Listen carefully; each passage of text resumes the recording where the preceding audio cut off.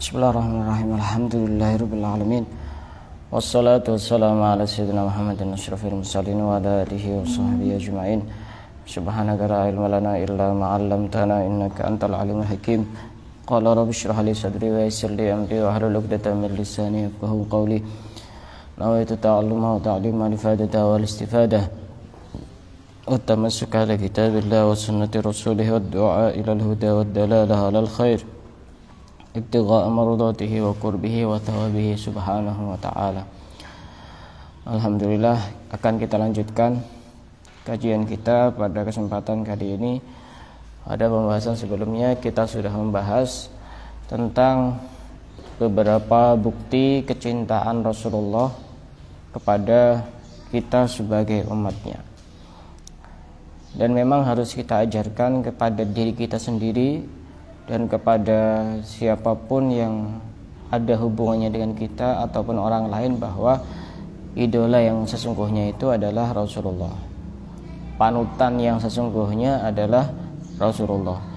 Manusia yang sempurna adalah Rasulullah. Rasulullah memang manusia. Muhammadun basyarun walaysa kal basyar. Muhammad itu memang manusia tapi tidak seperti manusia biasa. Bal huwa yaqutun wan nasu kal hajar. Bahkan Rasulullah itu seperti intan mutiara, sedangkan manusia itu seperti batu. Intan mutiara itu walaupun kecil harganya mahal, tapi kalau batu, koral, kerikil, walaupun satu truk itu harganya murah.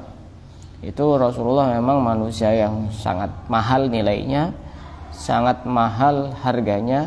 Kalau kita ini manusia yang sangat rendah nilainya. Dan akan saya lanjutkan beberapa bukti yang lain terkait kecintaan Rasulullah kepada kita sebagai umatnya. Ini dalam rangka kita belajar menumbuhkan kecintaan kita kepada beliau, kepada Rasulullah.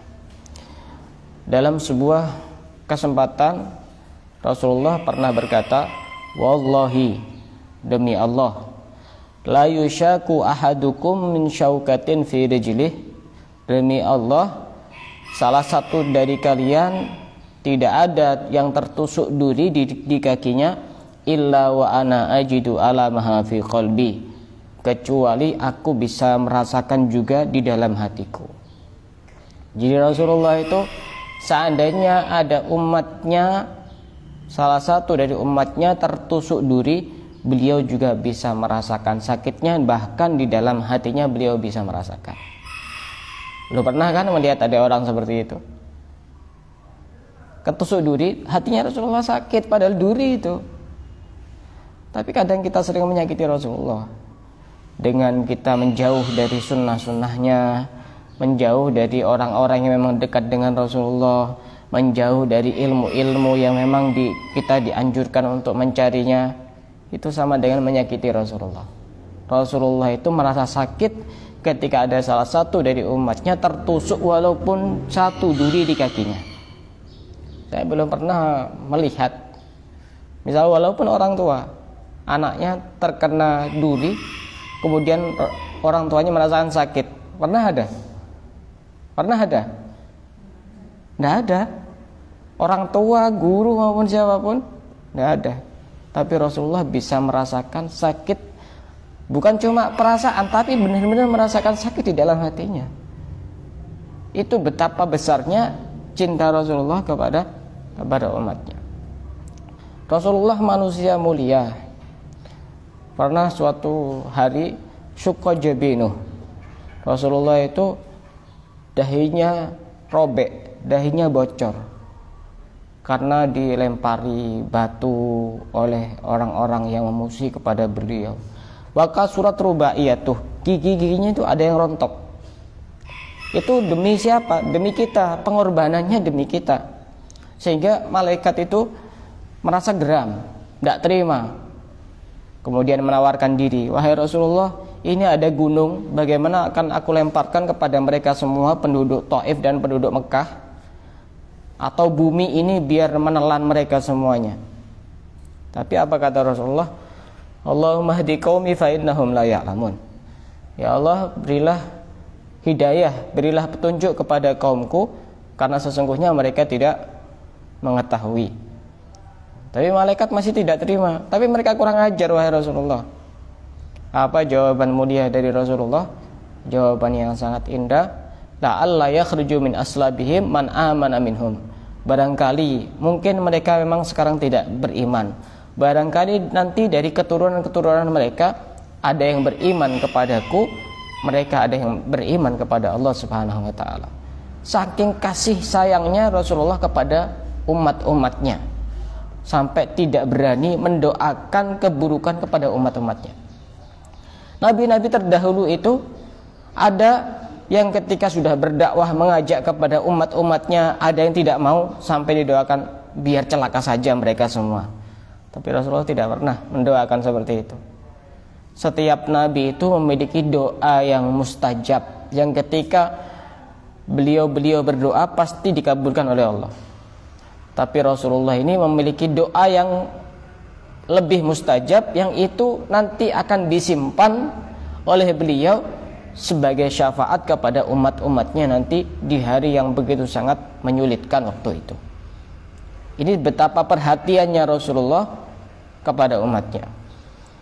Bukti yang lain, pernah suatu hari Rasulullah itu melihat ada jenazah seorang Yahudi. Yahudi berarti orang tidak beriman kepada Rasulullah. Kemudian tiba-tiba Rasulullah ini berdiri sambil meneteskan air mata. Atabki ala Yahudi.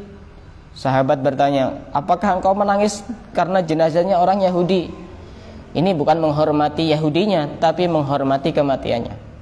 Atabki ala Yahudi, apakah engkau menangis karena jenazahnya orang Yahudi? Rasulullah lagi-lagi masih rahmatnya, kasih sayangnya begitu besar kepada umatnya. Beliau mengatakan, nafsun tafallatat min yadi ilan nar. Ada satu jiwa yang terlepas dariku sehingga dia akan dimasukkan ke dalam neraka. Masih dipikirkan oleh Rasulullah. Orang yang seperti itu masih dipikirkan oleh Rasulullah. Kenapa kok bisa sampai terlepas? Kenapa nantinya kok bisa sampai masuk ke dalam neraka? Sehingga Rasulullah tidak membiarkan begitu saja. Masih beliau menyesal bagaimana mungkin ada satu jiwa yang terlepas dari pendidikan beliau sehingga masih mati dalam keadaan Yahudi. Dan bukti-bukti yang lain, salah satu diantaranya adalah syafaatul uzma, syafaat yang sangat agung yang tidak dimiliki oleh siapapun kecuali dimiliki oleh Nabi Muhammad. Termasuk juga ada namanya haud. Kata Rasulullah itu, beliau mengatakan, nanti kalau kalian tidak menemukan aku di padang mahsyar, cari aku di Sirat. Kalau sudah menemukan di padang mahsyar, ya sudah kamu menemukan di sana. Kalau tidak menemukan, cari di Sirat. Kalau tidak menemukan lagi, cari di mizan, timbangan amal. Kalau tidak menemukan lagi, cari di haud. Haud itu telaga. Telaga yang begitu sangat luas. Perjalanannya itu sekitar 1 bulan. 1 bulan dengan perjalanan yang cukup cepat, sangat luas. Di situ tuan rumahnya Rasulullah. Dan yang datang itu adalah orang-orang yang hatinya dekat dengan Rasulullah. Orang yang jauh tidak akan masuk ke situ. Di situ dijelaskan gelas-gelasnya itu sejumlah bilangan bintang-bintang yang ada di langit. Airnya lebih putih daripada susu dan lebih manis daripada madu, lebih dingin daripada salju. Man syariba minhu syarbatan lam yadhma ba'daha abada. Orang yang minum satu kali minuman di telaga itu, maka dia tidak akan merasakan haus selama-lamanya. Karena nanti orang itu ketika sudah di padang mahsyar itu dengan kondisi matahari di atas kepala jarak 1 jengkal, betapa hausnya orang waktu itu.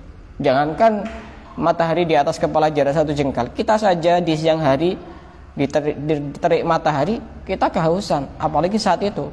Tapi orang yang minum di telaga haudnya Rasulullah itu adalah orang yang tidak akan mungkin haus untuk selama-lamanya. ada yang minum sendiri, ada yang langsung minum dengan tangan mulia Rasulullah. Rasulullah yang menjamu kepada mereka. Tidak ada kondisi momen-momen yang lebih indah daripada momen itu. Ini langsung dijamu langsung oleh beliau yang jadi sahibul baitnya Rasulullah. Dan orang yang paling beruntung, orang yang langsung diberi minum langsung oleh tangan mulia beliau Rasulullah Shallallahu Alaihi Wasallam. Semoga kita masuk di dalamnya nanti, langsung diminumi oleh tangan mulia Rasulullah. Itu haud, dan nabi-nabi terdahulu tidak ada yang memiliki itu, dan itu hanya dimiliki oleh Rasulullah. Setelah itu nanti Rasulullah itu juga ketika nanti orang-orang ada di padang mahsyar, orang-orang merasa kebingungan, merasa panik, merasa kesulitan, kondisinya begitu sangat mencekam. Karena memang matahari di atas kepala jarak 1 jengkal. Semua orang penduduk dunia dari Nabi Adam sampai Nabi Muhammad sampai semuanya itu berkumpul jadi satu di dalam satu tempat namanya padang mahsyar. Sampai saking tidak jelasnya waktu itu, sampai ada salah satu dari mereka itu yang mengatakan, kita ini sampai kapan di sini? Kondisi kita yang begitu sangat membingungkan. Kalau memang ke neraka, sekiranya saja dibawa ke neraka. Sampai ada yang ngomong seperti itu di dalam padang mahsyar, di dalam satu tempat namanya padang mahsyar. Sehingga mereka pada saat itu tiba-tiba berembuk satu dengan yang lain. Ini solusinya bagaimana? Kita harus minta tolong kepada siapa? Akhirnya ada salah satu dari mereka yang mengatakan, kita akan datang kepada Nabi Adam. Akhirnya mereka semuanya datang kepada Nabi Adam, karena Nabi Adam adalah Abul Bashar, bapaknya manusia. Dan Nabi Adam memiliki kemuliaan, malaikat diperintahkan untuk bersujud kepada Nabi Adam. Dan Nabi Adam adalah orang yang ditempatkan di surga. Kemudian mereka setelah nyampe kepada Nabi Adam, mereka berkata, ala tashfa'u lana ila rabbik, adakah engkau bisa mensyafaati kami, bisa mintakan kami syafaat kepada Tuhanmu? Lihatlah keadaan kami yang begitu sangat menyulitkan, begitu sangat menegangkan, begitu sangat menyusahkan.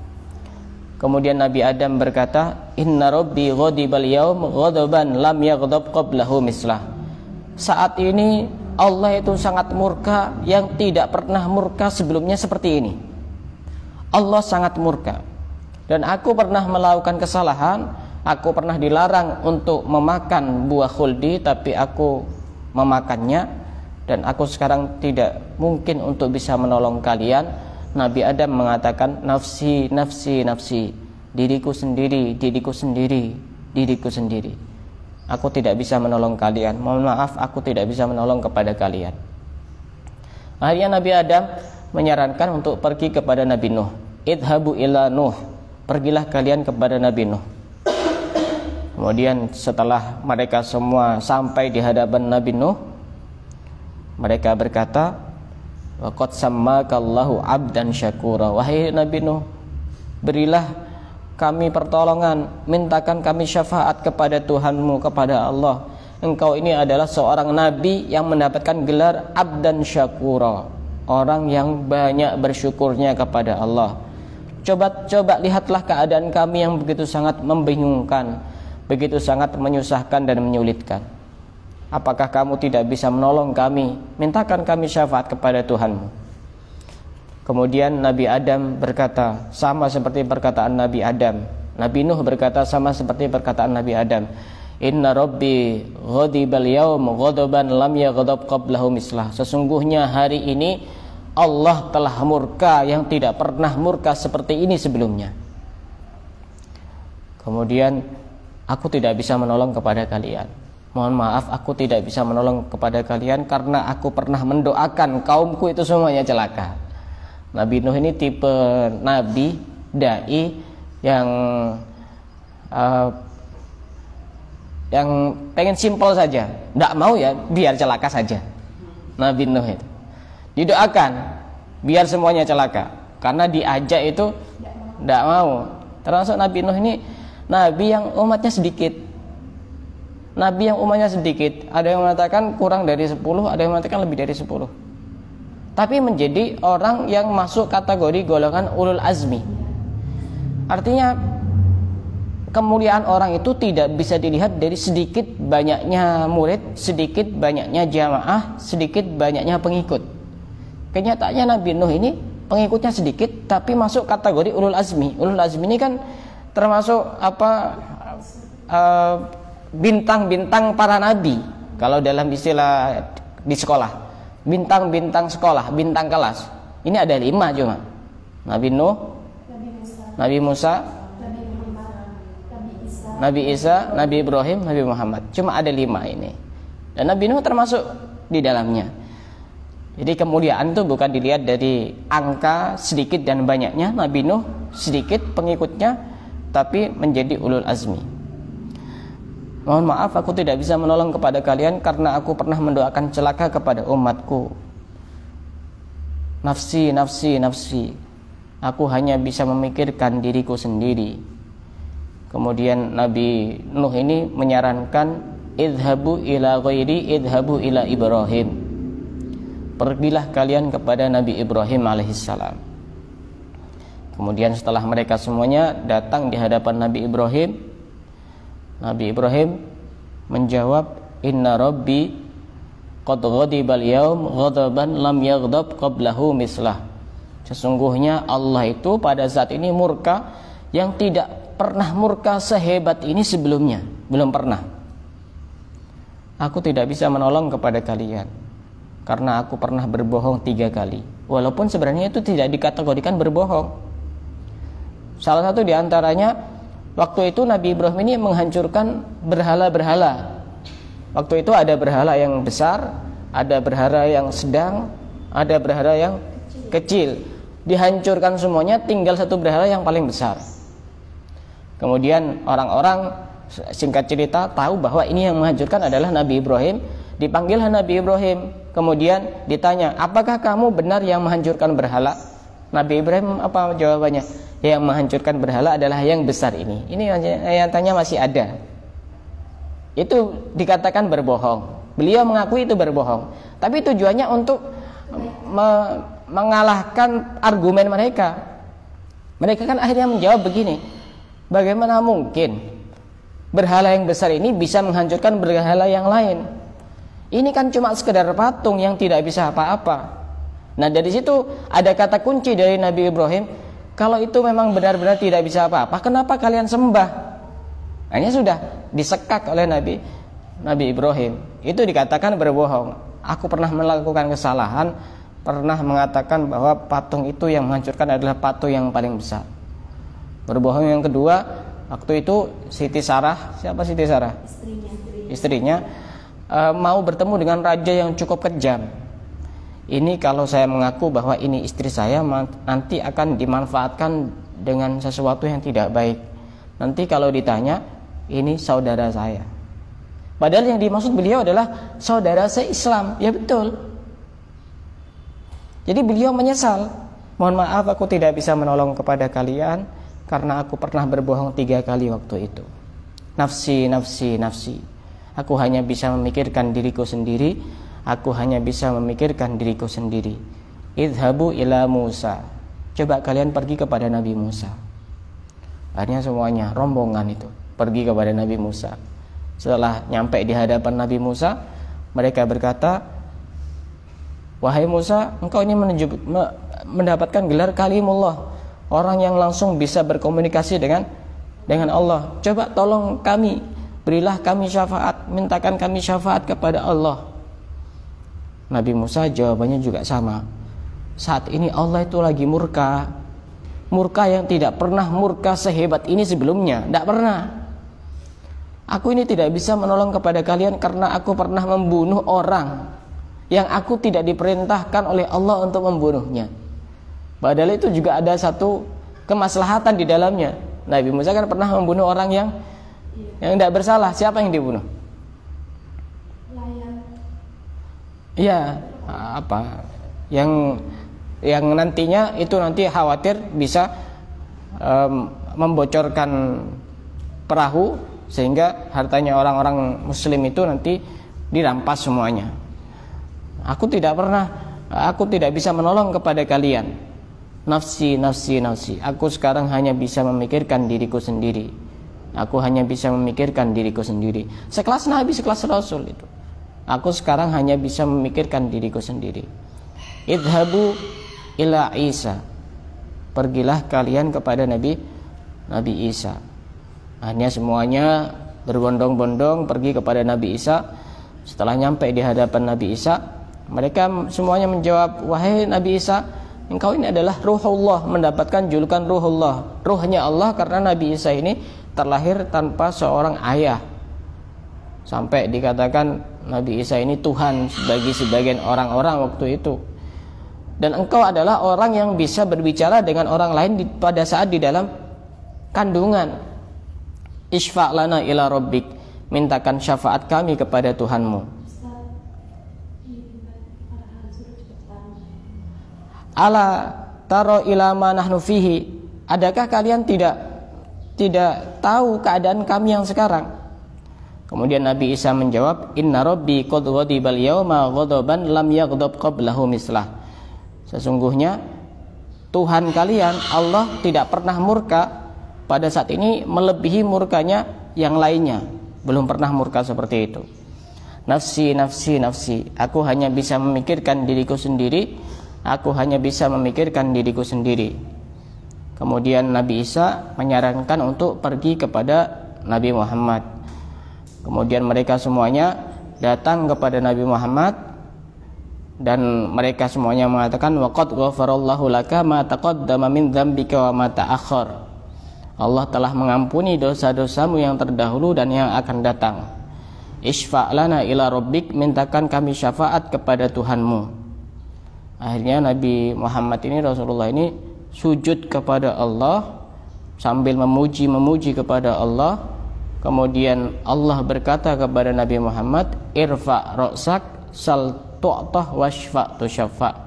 Angkat kepalamu wahai Muhammad, kamu minta, aku akan kasih permintaan kamu, dan kamu syafaati mereka, maka aku akan menerima syafaatmu. Kemudian Nabi Muhammad mengangkat kepalanya sambil berkata, ummati ya Rabb, umatku wahai Allah, ummati ya Rabb, ummati ya Rabb, sampai diulang 3 kali. Sehingga Nabi Muhammad yang diberi wewenang untuk memberikan syafaat kepada seluruh umat waktu itu, dan tidak ada satupun Nabi yang bisa menolong mensyafaati umat waktu itu kecuali kepada Nabi Muhammad. Ini salah satu perhatian, kasih sayang dan kecintaan Nabi Muhammad Rasulullah kepada umatnya. Sehingga dengan cerita-cerita seperti itu kita bisa menanamkan di dalam hati kita betapa kita harus dan wajib mencintai kepada Nabi Muhammad SAW. Dan insya Allah akan kita lanjutkan pembahasan kita pada pertemuan yang akan datang. Wallahu a'lam bishawab.